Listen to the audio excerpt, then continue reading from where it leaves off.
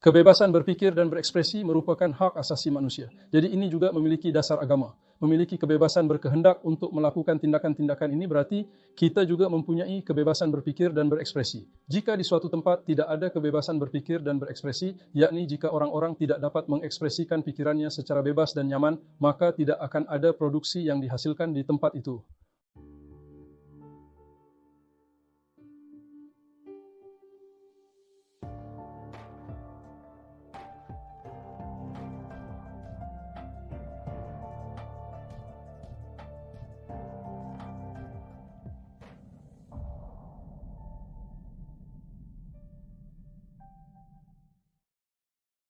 Halo semuanya dari Istanbul School, hadirin yang terhormat, minggu ini tamu kita adalah Profesor Dr. Mustafa Said Yazıcıoğlu.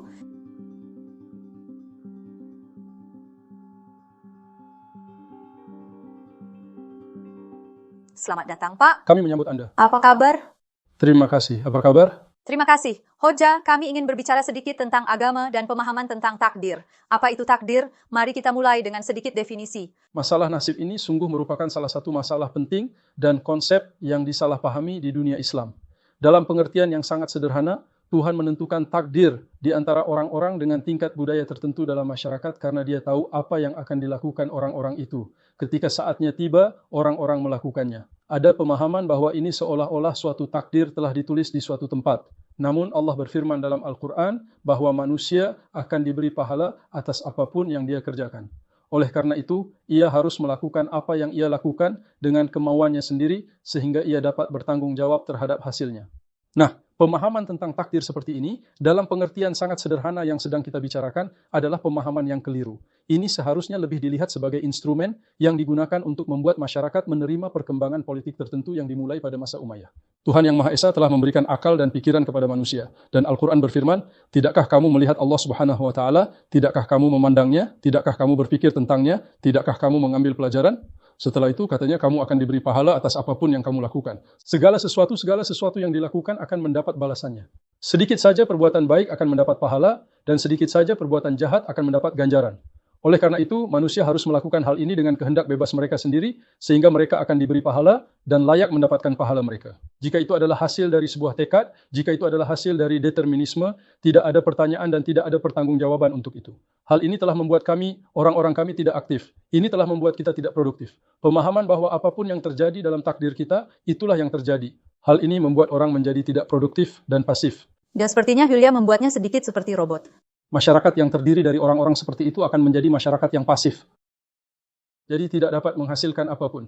Ini adalah salah satu masalah terpenting dunia Islam kita, pemahaman ini. Demikianlah pemikiran Maturidi.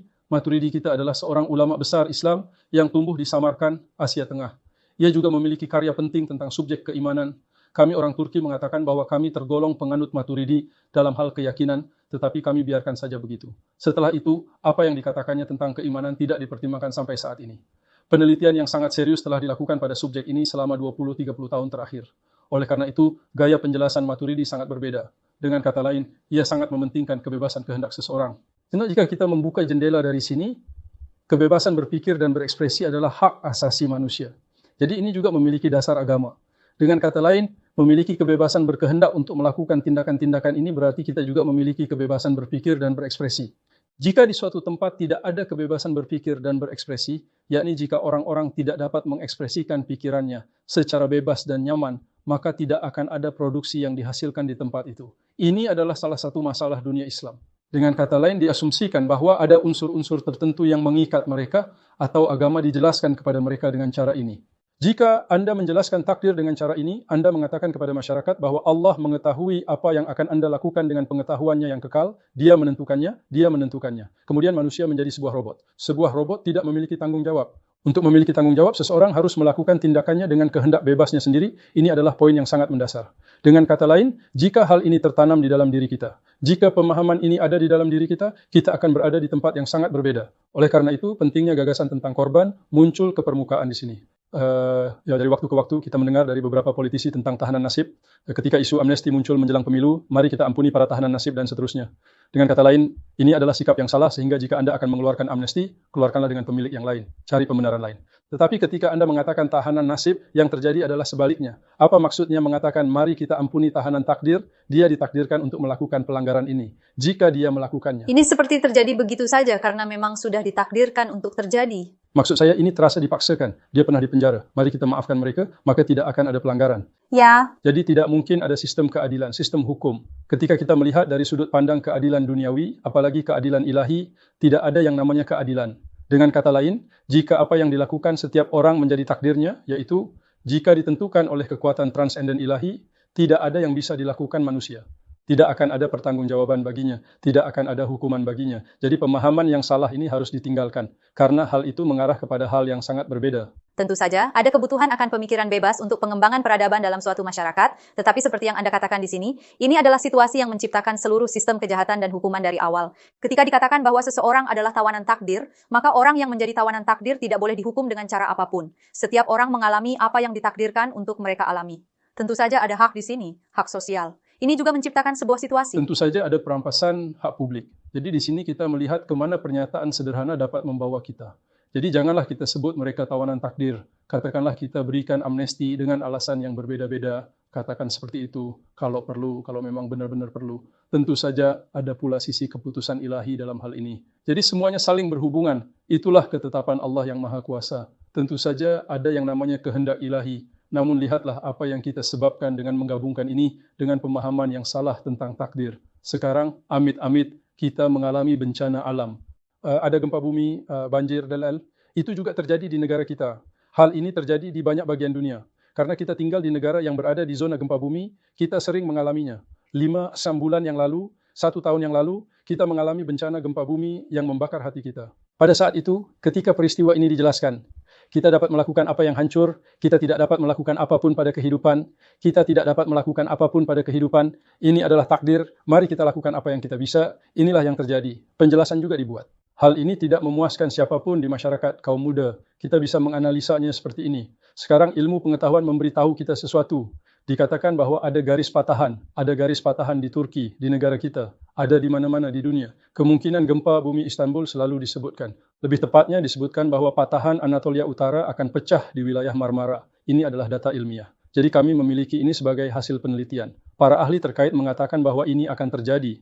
Ya, maksud saya, intensitasnya akan seperti ini, akan terjadi. Oleh karena itu, apa yang harus dilakukan orang? Dengan menggunakan pikiran mereka, orang tidak boleh menetap di garis patahan ini. Kedua, jika memang harus melakukan sesuatu di sana, ada kondisi dan bentuk konstruksinya. Berapa banyak besi, berapa banyak semen, ada perhitungannya. Dikatakan bahwa untuk menahan gempa dengan intensitas seperti ini, bahan ini dan itu harus digunakan. Tentu saja tindakan pencegahan perlu diambil. Tepat. Apa yang terjadi ketika Anda melakukan hal-hal ini? Bangunan itu tidak diatur ulang seperti bel. Ia berputar ke sana kemari, tetapi orang-orang keluar dari sana hidup-hidup. Kemungkinan ini ada. Sekarang, selagi kita mempunyai kesempatan ini, kita mencoba bersembunyi darinya dengan tidak melakukannya dan menunda tanggung jawab kepada makhluk transenden. Ketika Anda melakukan ini, hal ini terus berlanjut. Jadi kita perlu menyingkirkan kesalahpahaman semacam ini.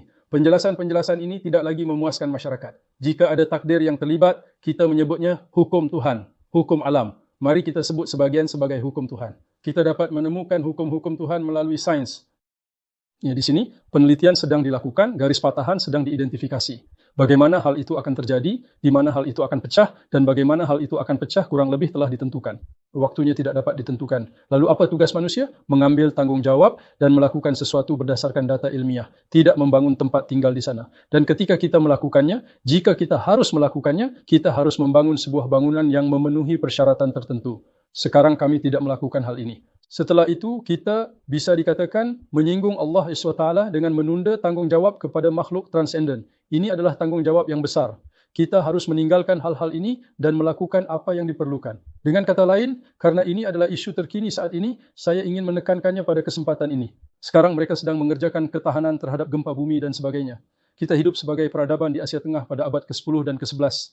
Ada bangunan-bangunan luar biasa di kota-kota seperti Herat, Balkh, Mer, dan Samarkand, di dalam perbatasan Afghanistan dan Asia Tengah. Hari ini, lihat, mereka masih berdiri dan Anda akan melihat bahwa mereka ditopang oleh penopang karena daerah tersebut juga merupakan daerah gempa. Pada saat itu, sebuah peradaban luar biasa dibangun di atas landasan filosofis yang begitu baik. Di bidang teknik, terutama astronomi, matematika, kedokteran, ada orang-orang seperti Ibnu Sina, Farabi, dan lain-lain menyukai. Pada masa itu, mereka menambahkan penopang pada bangunan agar tahan terhadap gempa. Meskipun kami memiliki begitu banyak data ilmiah, kami masih berusaha memperkuat kota-kota kami masih membuat janji. Jadi ada kompetensi di sini, rasa tugas, tanggung jawab. Jadi kalau diukur dari keyakinan terhadap takdir, saya yakin keyakinan terhadap takdir pada masa itu jauh lebih tinggi. Kepercayaan kepada Tuhan jauh lebih besar. Tetapi ketika kita membuat perbandingan seperti itu, alih-alih percaya kepada Tuhan dan mengandalkannya, kita perlu mengambil tindakan pencegahan. Dan kemudian, secara individual, seharusnya tidak ada tindakan individual apapun. Mempersiapkan kantong anti gempa lalu menyimpannya. Ibarat berkata, kalau sudah takdirnya kita akan mati, lalu menyimpannya. Nah, ketika kita membandingkannya, seperti yang Anda katakan Tuan, Anda menggambarkannya sebagai penghindaran tanggung jawab. Kamu ini. Melempar bola kepada orang lain sebenarnya sama saja dengan melemparkan bola kepada Tuhan saat bola itu kembali. Kita melakukan fitnah dengan menyalahkan makhluk transenden dan bukan orang lain, dan yang kita maksud dengan makhluk transenden adalah Sang Pencipta. Ini adalah tanggung jawab yang besar. Kita kesampingkan dulu yang ini. Kami akan melakukan apapun yang diperlukan berdasarkan data yang ditunjukkan sains kepada kita. Semuanya telah terungkap. Dikatakan, jangan membangun rumah di dasar sungai. Nah, seiring berjalannya waktu, aliran sungai mengering, sesuatu menutupinya, lalu dibangun. Namun setelah itu, kita sampai pada titik di mana curah hujan lebat saat ini telah menjadi tidak normal. Entah bagaimana ia menemukan dasar sungai yang tertutup. Saat dia menemukan dia pingsan lagi. Kampung halaman saya adalah Trabzon. Saya melihat di suatu tempat bahwa aliran seperti ini datang, terpisah, lalu bertemu lagi. Itu menjadi pulau kecil. Di pulau itu dibangunlah 5-6 lantai. Nah, sekarang ketika ia runtuh, orang-orang menganggapnya sebagai takdir dan berlalu sambil mengeluh dan meratap. Nah, ini tidak memungkinkan. Jadi selama kita melakukannya dengan cara ini, kita tidak dapat terbebas dari bencana-bencana ini. Maka, setiap orang yang bertanggung jawab akan melaksanakan tanggung jawabnya, mengerjakan apa yang menjadi tanggung jawabnya, dan menyerahkan urusan kepada Allah Subhanahu wa Ta'ala. Dengan demikian, mereka tidak akan bisa lari dan selamat hanya dengan bergantung kepada takdir Allah Subhanahu wa Ta'ala dan sebagainya. Baiklah Pak, kalau kita bicara lebih berorientasi pada definisi. Ya, ada musibah di hadapan kita melihat situasi dari sudut pandang kejadian dan mendefinisikannya. Kini sesuatu sedang terjadi dan kita tahu Sang Pencipta mengetahuinya. Bukan bertindak sesuai dengan keinginan kita, tetapi bertindak sesuai dengan kemauan kita. Karena hal inilah yang sesuai dengan pemahaman tentang keadilan dan keyakinan terhadap kehidupan setelah mati. Kalau ada ujian, pasti ada kemauan. Tetapi bagaimana kita memisahkannya, mengingat Sang Pencipta juga mengetahui semua ini? Diskusi filosofis dan teologis. Dengan kata lain, Tuhan tahu apa yang kita lakukan, Dia tidak tahu, dan seterusnya. Apakah mengetahui hal ini membawa kita pada determinisme atau menempatkan kita dalam posisi kewajiban? Ini adalah isu filosofis yang banyak diperdebatkan. Jadi tidak ada gunanya menyampaikan hal ini kepada masyarakat dalam diskusi-diskusi ini. Namun yang menjadi tanggung jawab kita adalah memenuhi tanggung jawab kita. Mari kita akhiri topik ini dengan membuat perbedaan, jika Anda suka. Pemahaman yang saya bicarakan ini terkait dengan hal-hal yang kita lakukan secara sukarela, yakni dengan kemauan kita. Jika ada sesuatu yang berada di luar kemauan kita, sebut saja itu takdir atau apapun sebutannya. Itu tidak penting. Jadi saat ini, kecelakaan pertambangan juga terjadi dari waktu ke waktu. Di sini kita melihat ranjau. Mereka menerobos dan menggali terowongan di bawah tanah. Mereka melakukan sesuatu di sana dengan taruhan yang busuk. Setelah itu, ketika terjadi ledakan, tempat itu runtuh. Ayo, kita lihat teriakan dan tangisannya lagi. Atau ini adalah sesuatu yang ada dalam keinginan kita. Dengan kata lain, sains telah membuatnya sedemikian rupa, sehingga ketika Anda membuka sebuah galeri, Anda akan mengkonkretkannya. Di sini Anda akan membangun ruang perlindungan dalam jarak tertentu. Beginilah cara mereka melakukannya. Di sana Anda akan menemukan tempat penampungan tempat Anda dapat tinggal selama seminggu atau 10 hari dedel. Sementara itu, sesuatu mungkin datang dan menyelamatkan Anda. Tidaklah benar untuk memindahkan pekerjaan ke tempat lain tanpa melakukan hal-hal ini dan mengambil tindakan pencegahan ini. Ini tidak akan membawa kita kemanapun. Itu mengarah pada bencana. Itu tidak mengarah ke tempat lain. Di sini, ini adalah sesuatu yang ada dalam kemauan kita. Tetapi jika ada sesuatu yang melampaui kemauan kita, artinya setelah kita melakukan semua hal itu, terjadilah sesuatu yang menghancurkan semuanya itu juga. Tidak ada yang perlu dikatakan padanya. Sebut saja itu takdir, apapun sebutannya. Itu tidak masalah. Yang penting kita bertanggung jawab dan mengerjakan bagian kita, tidak membiarkan segala sesuatu bergantung pada kebijaksanaan kita dan memenuhi tanggung jawab kita. Kami memiliki masalah dalam hal ini. Kita perlu mengatasi masalah ini sekarang. Kita harus melakukan apa yang perlu dilakukan. Kita tidak bisa keluar dari bisnis ini dengan pernyataan seperti itu, penjelasan seperti itu. Dan orang-orang tidak bisa lagi menerima pernyataan seperti itu. Dan memang seharusnya begitu. Kaum muda khususnya tidak dapat menerimanya. Kiri dan kanan. Mereka melihat dunia. Mereka melihat Jepang. Mereka melihat gempa bumi terjadi di sana setiap hari. Mereka melihat bagaimana bangunan-bangunan itu dibangun di atas sistem pegas, bisa dikatakan, di atas tanah yang fleksibel. Dan ketika ada gempa bumi, mereka bergoyang sedikit dari satu sisi ke sisi lain dan kemudian berhenti. Tetapi di sana juga kadang-kadang ada gempa bumi beberapa tahun yang lalu di kota Osak, di mana orang dari Osak berada dan seluruh tempat itu rata dengan tanah. Baiklah, sebut saja itu takdir. Tapi jangan sebut semuanya takdir, mari kita penuhi tugas kita. Saya akan menjelaskannya seperti ini sekarang tentu saja, karena fenomena gempa bumi ini sangat menjadi agenda di negara kita. Negara berusaha mengambil fasilitas yang diperlukan. Negara berusaha untuk membuat penguatan sejauh mungkin.